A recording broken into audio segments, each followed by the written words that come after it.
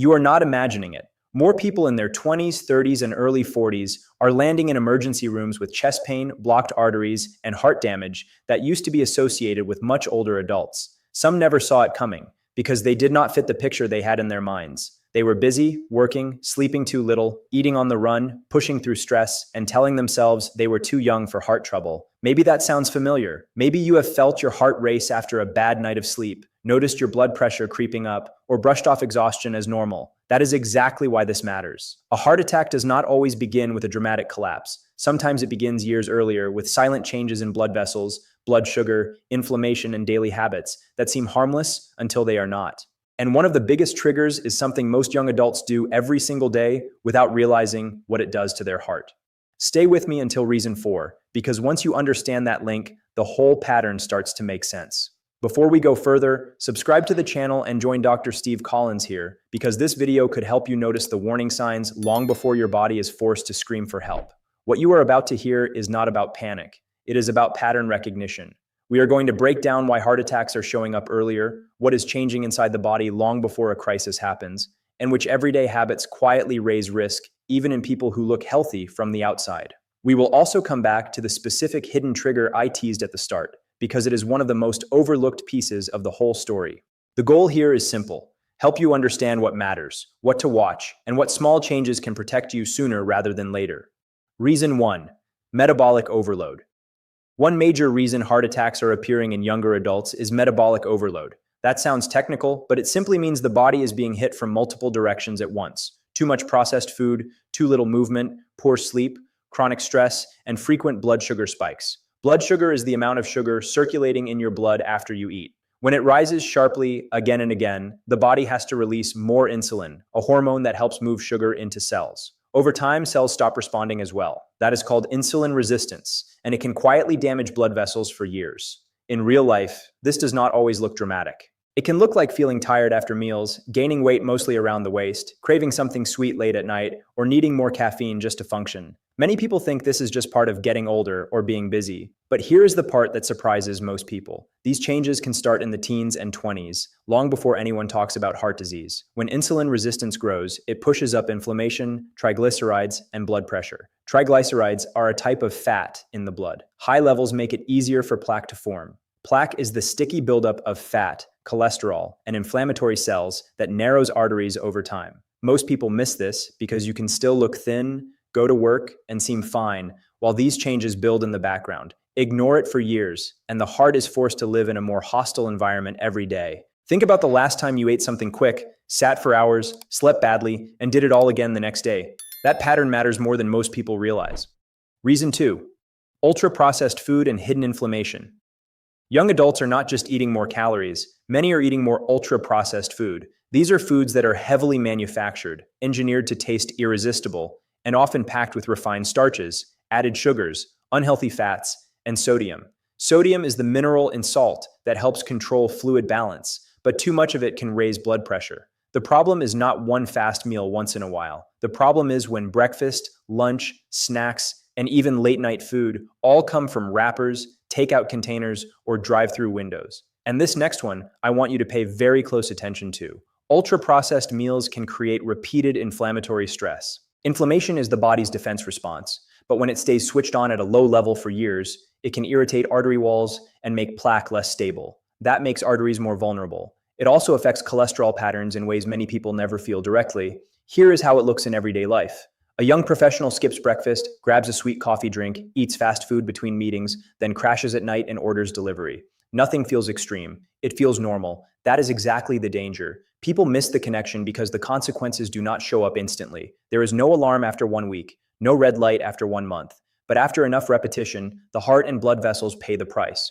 But here is the real question. Why does nobody talk about how ordinary this has become? When harmful food patterns become normal, risk stops looking like risk.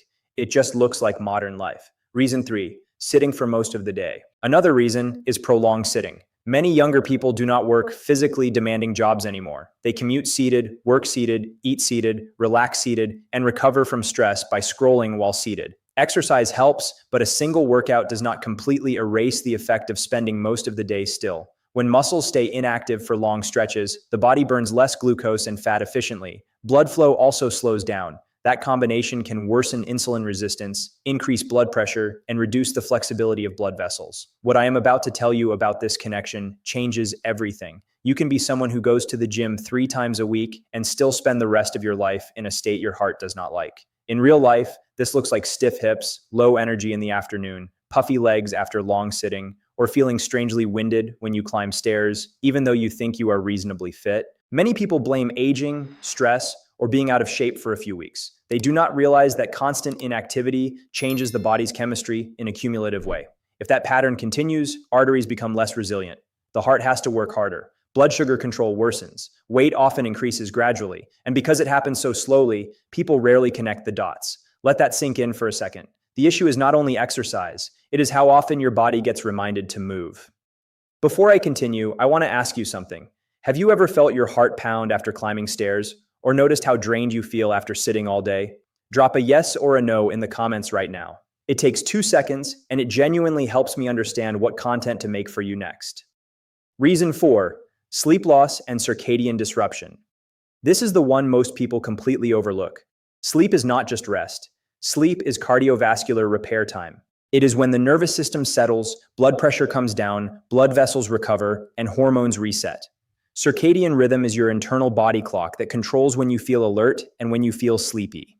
When that rhythm is constantly disrupted by late nights, shift work, screen exposure, stress, or inconsistent schedules, the body starts acting like it is under threat, even when you are lying still.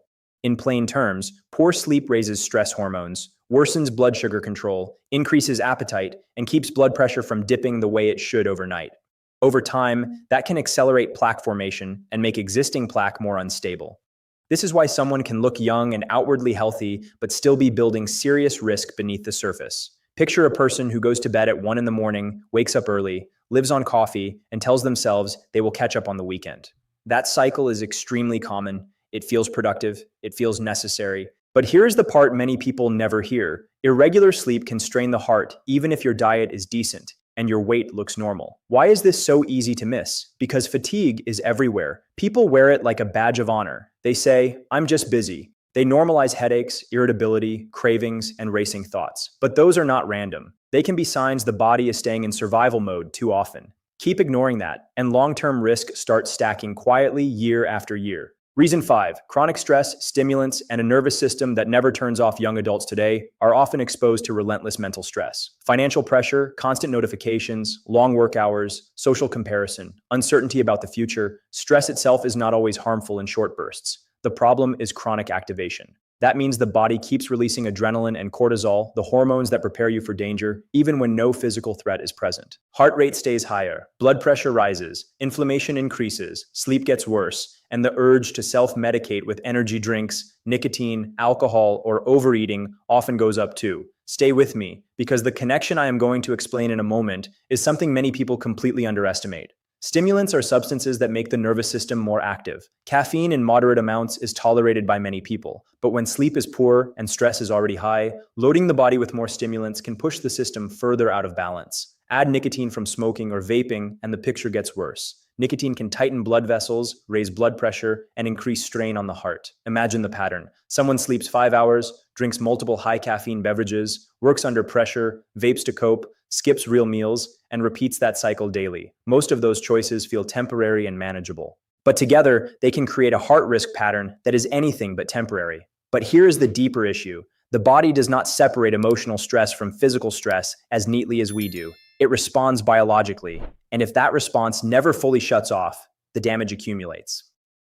Reason 6. Missing the early warning signs. The final reason young people are dying from heart attacks now is that early warning signs are often dismissed by the person feeling them and sometimes by the people around them.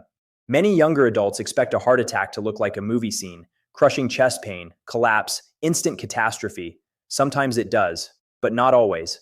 It can begin with chest pressure, unusual shortness of breath, pain in the jaw, arm, upper back or stomach, sudden nausea, sweating, dizziness, or a feeling that something is deeply wrong. In some people, especially those with diabetes or high stress, the symptoms can be vague. And there's one more thing you need to hear. Because the person is young, they may assume it is anxiety, acid reflux, muscle strain, or exhaustion. Friends may say the same. That delay can be deadly. A blocked artery does not care how old you are. The longer heart muscle goes without oxygen-rich blood, the more damage can occur. Here's a simple scenario. A person feels chest tightness after a stressful day. They wait, they lie down. They tell themselves it will pass. Hours matter. Most people miss the seriousness because youth creates false reassurance. That false reassurance is dangerous. If warning signs keep getting ignored, the long-term consequences can include permanent heart damage, heart failure, dangerous rhythm problems, or loss of life that might have been preventable with faster action. The good news is that understanding the pattern earlier gives you a chance to interrupt it.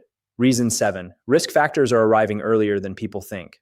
There is one more reason this trend feels so shocking. The classic heart attack risk factors are no longer waiting until middle age. High blood pressure, abnormal cholesterol, excess abdominal fat, prediabetes, and fatty liver are showing up earlier, often without obvious symptoms. Prediabetes means blood sugar is running higher than normal, but not yet in the diabetes range. Fatty liver means extra fat has collected in the liver, and it often travels with insulin resistance. These conditions do not just sit there quietly. They tend to travel together and amplify one another. Here's what that looks like in real life. A younger adult feels mostly fine, maybe just more tired than they used to be. They assume they are stressed. They may not get regular checkups, or if they do not take borderline numbers seriously because no one used the words heart disease. And this next part matters more than people expect. Arteries respond to years, not birthdays. If high blood pressure and poor metabolic health begin at 28 instead of 48, the timeline toward damage shifts earlier too. Most people miss this because a little high does not sound urgent. Borderline becomes normal. Normal becomes permanent. But if those risk factors are ignored long enough, plaque grows, artery walls stiffen, and a sudden event becomes more possible even in someone the world still thinks of as young. There is also the family history piece. You cannot change your genes, but you can change how early you respond to them. If a parent, sibling, or close relative had heart disease, stroke, or sudden cardiac death at a younger age, that does not guarantee the same outcome for you. It does mean your margin for error may be smaller. And that is why waiting for symptoms is such a weak strategy. High blood pressure can be silent, high cholesterol can be silent, plaque can build silently too. What saves people is often not luck.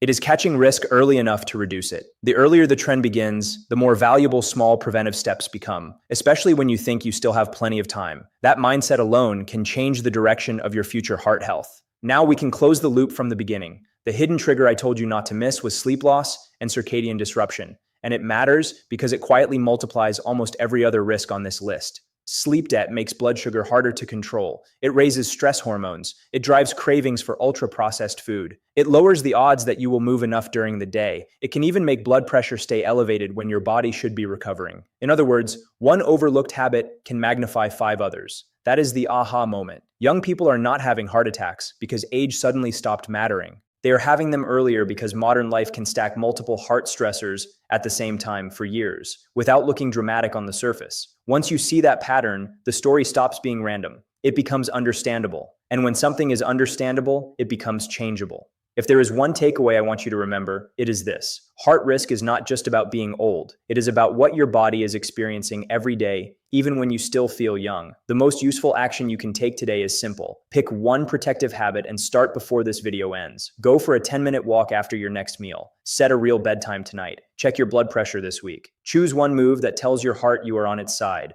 And if you want more clear, practical health guidance from Dr. Steve Collins, without the fear and confusion, stay close to this channel. Subscribe, share this video with someone who thinks they are too young to worry about their heart, and watch the next video, because the small habits you repeat every day are either building protection or building risk.